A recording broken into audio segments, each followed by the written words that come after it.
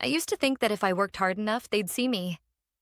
Not just as the youngest in the room, not just as the only daughter, but as someone worthy of carrying on the family name.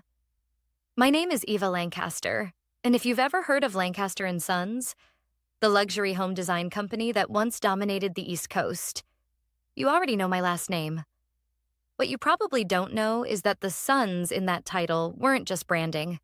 It was a mission statement, a silent decree that said, "This empire is for the men."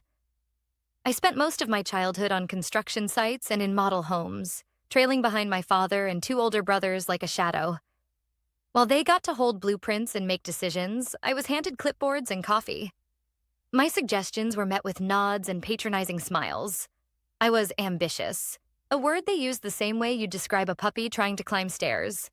But I never complained. I took every internship, every grunt job, every late-night shift they threw my way. I read every contract, studied the market, and knew the company's financials better than the CFO did. At 23, I was the only one in the family who had an MBA. At 24, I was running entire regional projects. But titles meant nothing if no one believed you deserved them. The first time I brought up succession planning at a board meeting, a simple suggestion to begin preparing for the next generation of leadership, my father didn't even let me finish my sentence. "You're not one of us, Eva," he said, loud enough for the room to freeze. The silence was thick. I blinked. "Excuse me?" He didn't even look at me. He just kept flipping through his notes. "This business was built by men, run by men. You're talented, sure, but this isn't your lane. You don't have the instinct." My oldest brother chuckled from across the table. My mother stared at her hands. No one came to my defense. Not even my uncle, who had privately told me more than once that the company would be lucky to have me in charge someday. "You're emotional," my father added, like he was doing me a favor by explaining it. "You care too much about how people feel, not enough about how deals get done. That's not leadership, Eva. That's sentiment." I swallowed hard. That meeting was supposed to be a stepping stone. I had spent weeks preparing. My pitch included a 5-year growth projection, marketing insights, and a fully budgeted expansion plan into 3 new markets. But all they saw was a little girl playing dress-up at the big boys' table. Later that evening, as I sat in the office I technically ran but didn't officially hold the title for, my father walked in without knocking. "You know," he said casually, like we were talking about the weather, "your brothers aren't perfect, but they understand how to carry the Lancaster name.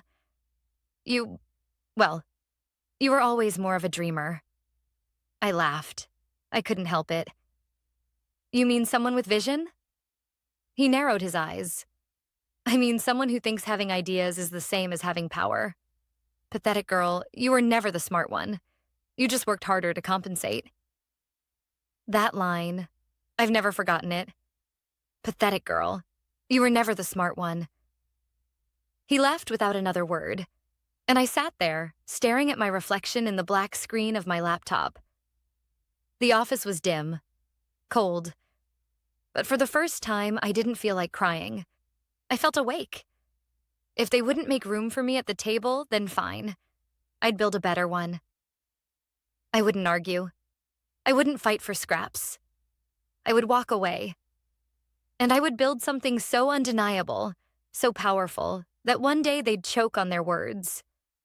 They didn't know it then, but that was the last time they'd ever speak to me like I was beneath them. They had written me off, but what they didn't realize was that I'd already started writing a story of my own. You'd think after everything my father said, I'd just leave quietly. Maybe I should have. But I was still holding on to hope that if I proved myself one more time with something undeniable, they'd finally listen. So I did what any pathetic girl who was never the smart one would do. I worked harder. I spent weeks refining a business proposal that could have taken Lancaster Sons into a new era. I analyzed market trends, emerging demographics, and digital behavior shifts. I had found a niche: eco-luxury homes with smart tech integration. No one on the East Coast was doing it right yet. It was the future, and I knew exactly how we could own it. I built an entire campaign around it. Logo mock-ups, projections, brand story. I even pulled in contacts from my MBA network for consultation. I booked a small presentation room in our headquarters and sent out invitations to the executive team. I still remember the way my hands shook as I clicked through my slides. I still remember the way no one made eye contact. And I especially remember the way my father smiled at the end of it. Not a smile of pride or even amusement, but that tight-lipped smirk he reserved for people who didn't know their place. When I finished, there was a long silence. I looked to my brothers, both leaning back in their chairs like they were waiting for dessert. My uncle yawned, clearly checked out. My father was the only one who spoke. "Are you done?" he asked. I nodded, unsure. He exhaled sharply, then turned to my oldest brother, Clark. "You want to explain to your sister why that would bankrupt us in a year?" Clark chuckled. "Eva, no offense, but this isn't grad school.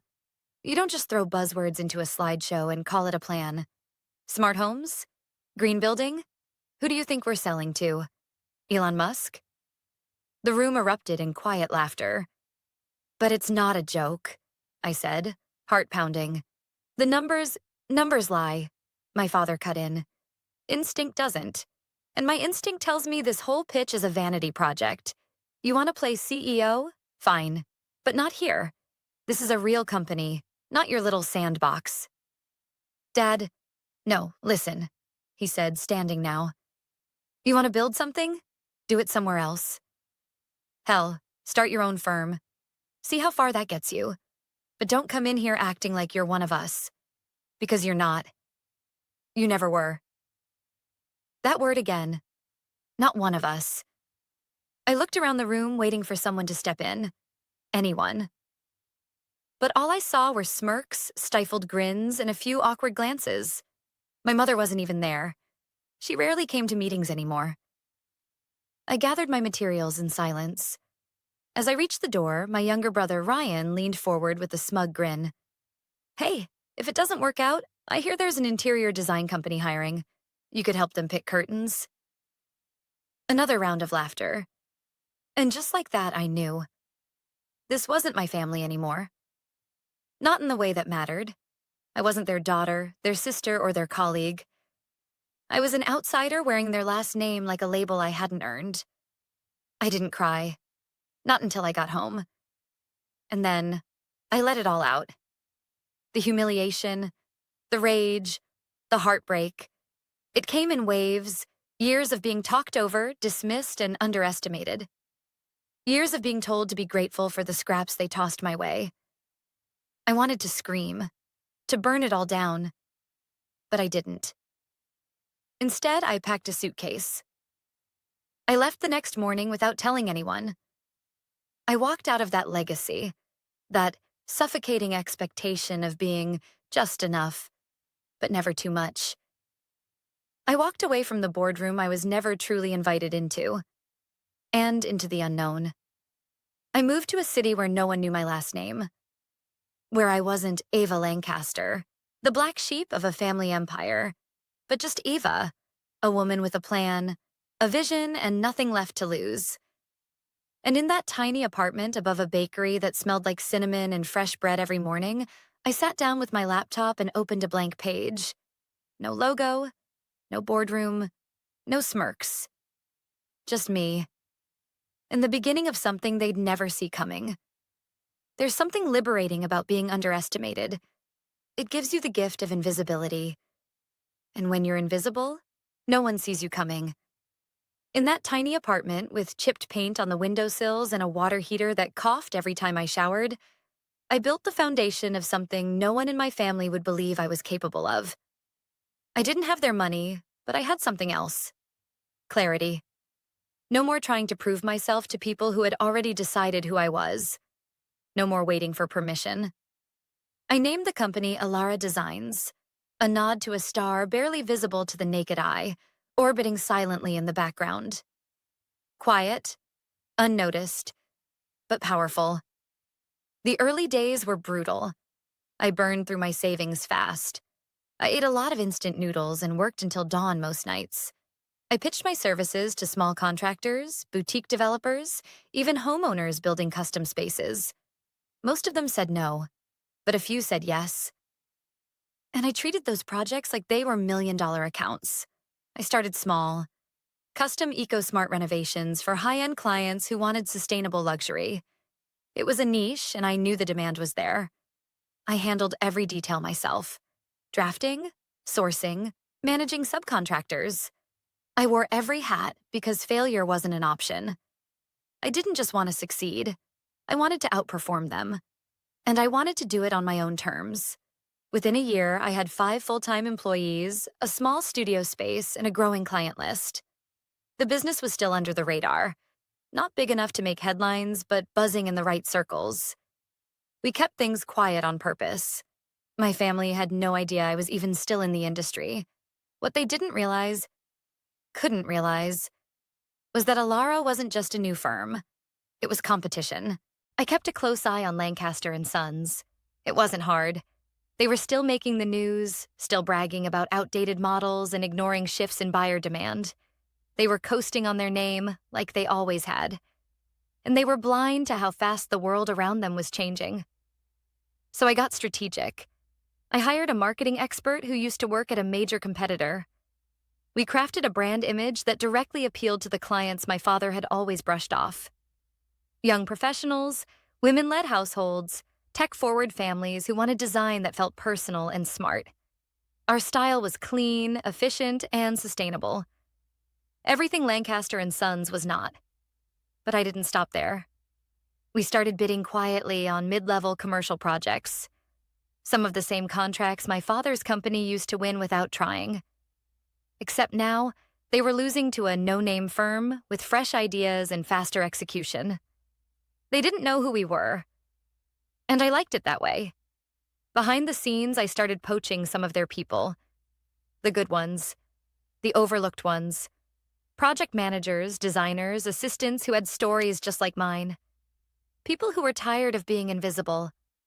People who wanted a seat at a table that actually had room for them. And one by one, they joined me. Our little star was growing brighter, and they still hadn't looked up. There was a moment, about 18 months in, when I sat in a meeting with a high-profile client. They were considering Lancaster Sons or us. I'd seen my father's bid. Safe. Traditional. Complacent. And then they looked at mine. "Who are you?" the client asked, scanning our proposal. "This is fresh. It's smart. It's what I didn't know I wanted until I saw it." I smiled. Just someone with a lot to prove. We got the deal. By the end of that quarter, we had outbid Lancaster Sons on 3 major contracts, each one pulling them further out of their comfort zone. Their name didn't carry the weight it used to. Their charm was fading, and I was only just getting started. Still, I stayed quiet. Let them ignore me.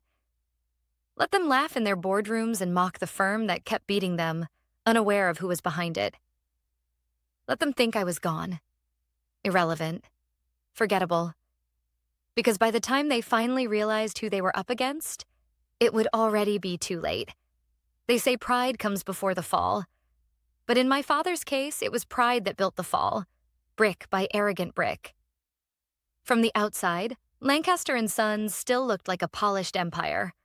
Big glass headquarters, shiny trucks with bold lettering, ads in glossy magazines.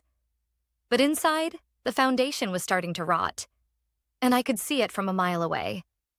It started with a canceled contract, a resort development in Maine that they had been banking on. The client pulled out last minute, citing creative differences, but I knew the real reason. We'd offered a better vision, cleaner execution, and lower overhead. Then came the layoffs. At first, just a few junior designers, then the longtime receptionist, then a project lead I'd worked with years ago. A man so loyal, he practically bled Lancaster blue. When he reached out to me looking for a role, I didn't gloat. I just sent him the contract. Welcome to Elara. The real blow came 6 months later. Lancaster Sons lost a government contract to retrofit eco-friendly buildings, a massive, multi-year deal. One they'd been sure was theirs. One they hadn't even really fought for because they believed the Lancaster name still carried weight. But times had changed. Buyers wanted innovation, sustainability, flexibility, and Alara offered all three. I watched their press release stumble through excuses, blaming market volatility and increased competition. They didn't name us, of course. They didn't know it was me, but they were beginning to feel us breathing down their necks. I could see it in the desperation. Their once polished social media presence started trying too hard, mimicking our branding, copying our hashtags, even launching a new modern eco initiative that felt rushed and tone-deaf. I almost laughed when I saw it. They were trying to beat a ghost, and the ghost was winning. Rumors started swirling in the industry. Whispers about mismanagement, family tension, poor cash flow. I didn't spread them. I didn't need to. I just let them fester. Truth has a way of leaking when people are afraid, and my family was starting to panic. One afternoon, I walked into a trade expo. I wasn't there as a speaker or exhibitor, just an observer. Someone curious to see how Lancaster and Sons would present themselves now that they weren't the biggest name in the room. They had a booth near the back, smaller than usual, fewer people. My father wasn't there, but Clark and Ryan were, trying to smile through their unease. I stayed far enough away that they wouldn't notice me, just close enough to watch. A man approached them, a developer I'd met weeks prior during a pitch meeting. "Sorry, I'm already in talks with Alara," he said casually when Clark handed him a brochure. "They're doing some incredible work." Clark forced a smile. "Alara?" The man nodded. "You should check them out. They've got something special going on." And then he walked away. Clark's expression dropped like a mask hitting the floor. He turned to Ryan. "Who the hell is Alara?" I smiled to myself. The reckoning had begun. But the real moment, the turning point, and came on a rainy Thursday morning. I was in my office going over expansion plans when my assistant knocked. "There's something you need to see," she said, eyes wide. She handed me a tablet with an open article. The headline read, "Lancaster and Sons faces major lawsuit over delayed projects and contract breach." It wasn't just a hit piece. It was an exposé. The article outlined missed deadlines, budget overruns, poor planning, and internal conflict, including anonymous sources from within the company, former employees, maybe even a few I had quietly welcomed to Alara. My father's empire was bleeding, and the world had just smelled it. I didn't celebrate. I didn't gloat. I just closed the article, leaned back in my chair, and took a long breath. This was never about revenge. It was about truth. About showing them and the world that I had never been the pathetic girl, that I wasn't emotional, I wasn't naive, I wasn't a dreamer playing dress-up in their world. I was a builder. And while they were busy mocking me, I was building a future without them. But what none of them expected was that future was about to be very public, because the world was about to learn my name. And so were they. There are moments that split your life in two, before and after. For me, it happened on a quiet Monday morning over black coffee and a buzzing phone I almost didn't answer. I was in the middle of reviewing mock-ups for our latest project, a luxury green development outside of Seattle, when my assistant rushed in, her face pale and stunned. "Eva," she said breathlessly, holding out her phone. "You're trending." I blinked. "What?" She turned the screen toward me, and there it was. Eva Lancaster, youngest female CEO in the country, founder of Alara Designs, revealed. My heart stopped. It wasn't just a business article. It was everywhere. CNN, Forbes, Business Insider. Even the morning news shows had picked it up. One headline stood out among the rest. The ghost founder, Alara CEO, revealed to be heiress of Lancaster and Sons, the company she quietly outmaneuvered. I didn't even have to read the article. I already knew the story they were telling. A girl exiled from her family business, mocked for her ambition, only to return with an empire of her own. There were quotes from old colleagues, clips from my keynote at a private tech conference, Photos of me in front of Alara's newest HQ. Sleek, glassy, minimalist. Everything Lancaster and Sons wasn't. And then came the cherry on top. A side-by-side comparison of their latest losses and our recent wins. It wasn't subtle. The media had drawn the battle lines for us. My phone started ringing. Emails poured in. Journalists, investors, congratulations from people I hadn't spoken to in years. But the message that hit me hardest wasn't from any of them. It was from my mother. One sentence. "Your father saw the news. He hasn't spoken in an hour." I stared at the screen. Not out of guilt. Not even satisfaction. Just silence. For years, he had insisted I wasn't one of them. For years, I had believed that proving him wrong would fix something inside me. But in that moment, watching the world celebrate what he'd tried so hard to suppress, I realized something important. I didn't need his validation anymore. That same afternoon, my publicist confirmed the details. A televised interview had been requested. National coverage, prime time. "Do you want to do it?" she asked. I hesitated. I hadn't built Alara for the spotlight. I'd built it for freedom. But maybe it was time to take the mic. I nodded. Let's do it. The interview aired 3 days later. I wore a deep navy suit. Elegant, understated. No flashy logos, no revenge speeches. Just presence. The host opened with the story of my mysterious rise. How Alara had become a quiet industry giant, redefining eco-luxury real estate in under 4 years. And then she asked the question everyone was waiting for. "Is it true that you're the daughter of Charles Lancaster?" I smiled gently. "Yes." "Why hide it?" "I didn't hide it," I said. "I just stopped apologizing for not being welcome." She blinked. "And now you've built a company that outperformed theirs." "It's not about outperforming," I replied, though we both knew it was. "It's about building something that reflects who I am, and giving others a place to do the same." The interview ended with a standing ovation from the live audience. That night, Alara's website crashed from the traffic. We received over 300 partnership inquiries. Our stock jumped 12% in 24 hours, and investors began whispering about a global expansion. But while the world celebrated my name, I knew there was one place where silence reigned. The Lancaster family group chat. Still active, but eerily quiet.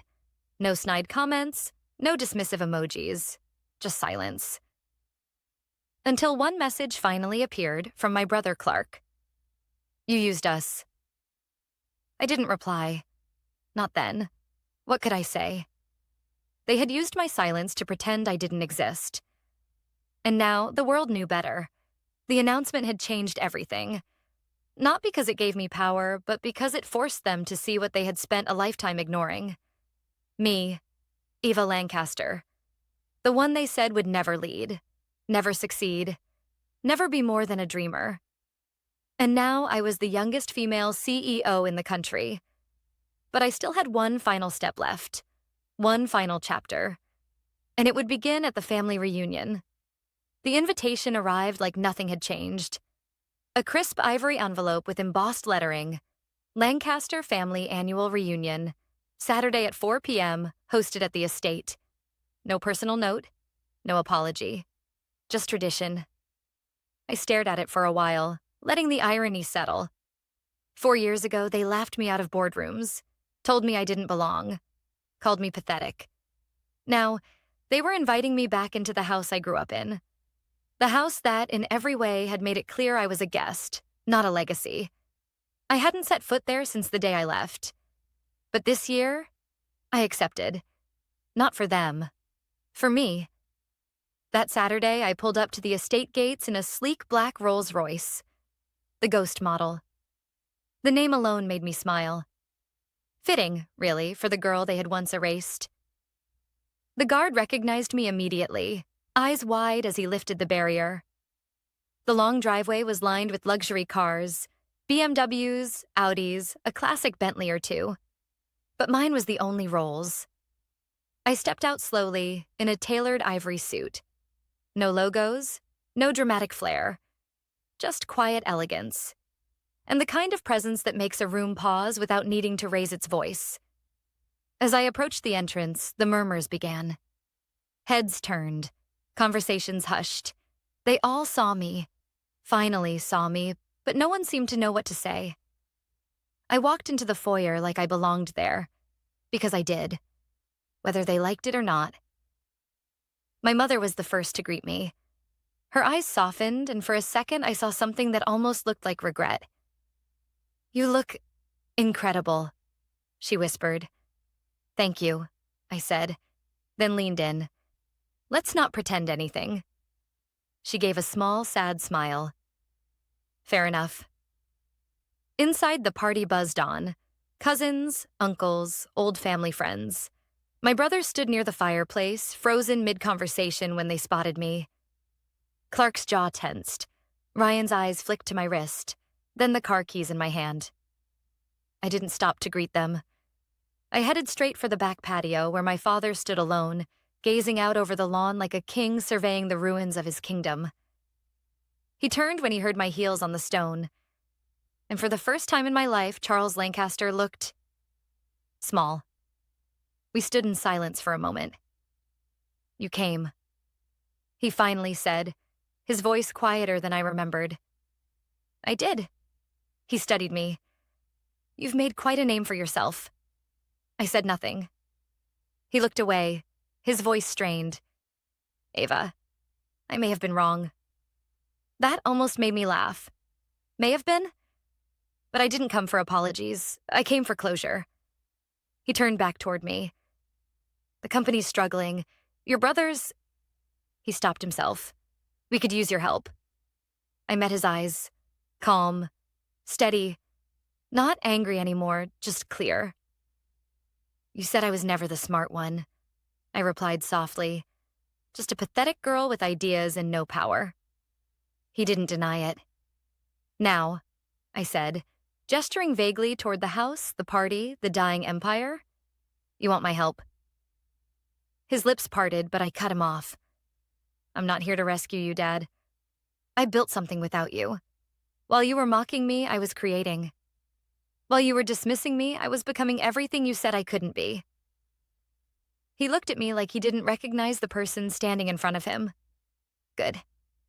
I turned to leave. But before I did, I glanced over my shoulder. "You were right about one thing," I said.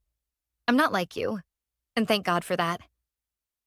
As I walked back through the house, people parted like water around me. Whispers, stolen glances, a few forced smiles. But I didn't need their admiration. I wasn't there to prove anything anymore. I had already won. Outside, the Rolls-Royce gleamed under the late afternoon sun. I slid into the driver's seat, started the engine, and looked back once. Not at the house, but at the little girl I used to be. The one who tried so hard to be seen. And I smiled, because she wasn't trying anymore. She was leading. And from that day on, the world would never forget her name. Eva Lancaster. Not the black sheep. Not the afterthought. Not the pathetic girl. Just the woman who rewrote the rules and made sure no one like her would ever be forgotten again.